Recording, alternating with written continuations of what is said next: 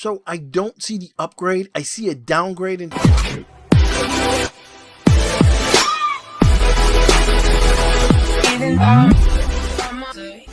Welcome back to the TFB, the Fantasy Backpack, where we carry people to championships. Remember to subscribe, like, love, comment, hate. Just do it all. Do it all. Let me know. So I'm putting together my trade for end of seasons, which is out. You can go check that out. I'm sure it's tagged somewhere here. You can check that out. 5 players that I think you should trade for. And I do heavy research on these players just to find out the ones that I like, the ones that are, borderline.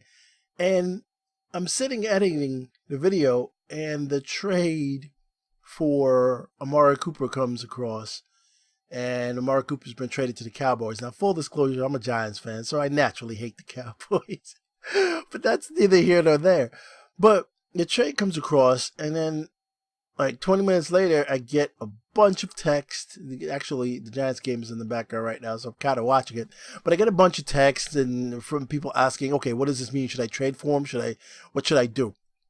So I'm like, I look at it, and I'm like, I wanted to add him to my 5 players to trade, but after going over the film, going over all his stats, just looking at last year, looking at this year, I couldn't find anything. I just couldn't. The player that came out his rookie year, he's not the same player. I do not know what happened, but he's not the same player.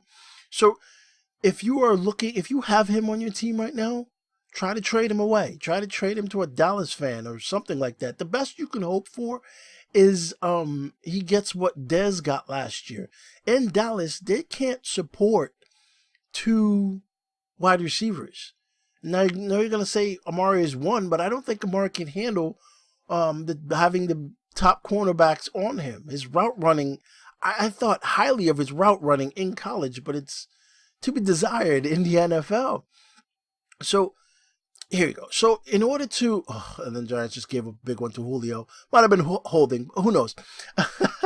So in order to get a perspective, right? So Amari Cooper, the only thing that stood out to me this year, the only thing is his average yards of separation on catch. So when he catches the ball, the receivers are about 1.9 yards away from when he catches the ball. So at that point, he was getting good. He gets good separation on catches, but he also was playing with a better quarterback. Dak Prescott, when pressured, only completes 35% of his throws. Now, being a Giants fan, I've been critical of Dak Prescott a very long time because I get to see him a lot and I get to watch him. And I'm like, why is everybody loving this guy after his rookie year?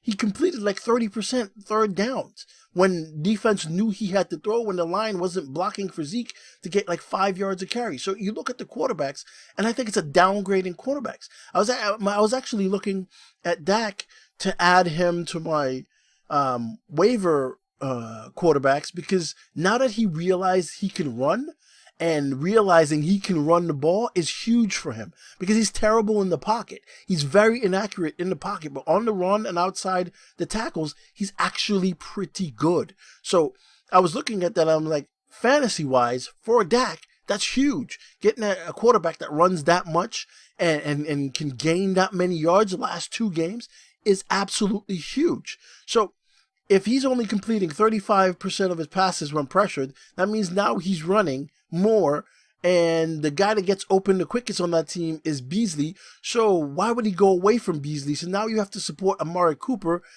I just don't see it, unless you're telling me Amari Cooper now is going to be in the tight end type role, the possession type receiver. Even then, Dak is only completing 50% of his end zone targets. So that's ranked 50th in the NFL. I just don't see an upgrade in quarterback.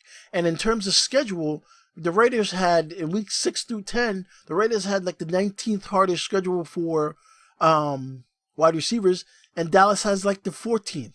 So I don't see the upgrade. I see a downgrade in terms of quarterback system. I'm not sure. Dallas does not know how to support much. Think of Dak as this. Think of Dak as Cam Newton. Now, Cam can only support one real player, and that was Greg Olsen, his tight end. Okay, so if Dak is supporting one player, is that player now Cooper? I don't think so. I think it's still going to be Beasley because Beasley gets open quicker. So I wouldn't trade for him. We'll try to trade away from him because I'm sure with their buy, they're going to try to get him. They're going to make it look good because if you remember in 2008, the Cowboys traded for Williams, who was the first pick, the same way, and that fell apart quick. So they're going to try to make this work and prove it works. So as soon as he does anything positive, great, just trade him away.